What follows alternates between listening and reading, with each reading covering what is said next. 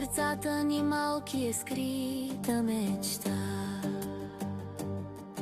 Да бъдем посмели, да носим светлина,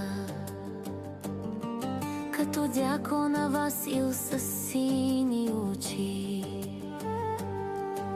Да вярваме в доброто, дори да горчи. Той сряза косите, сам тръгна по пътя, да каже на всички българи братя, с тайно тефтерче и воля от стомана. Той стана искрата в душата, измъчена.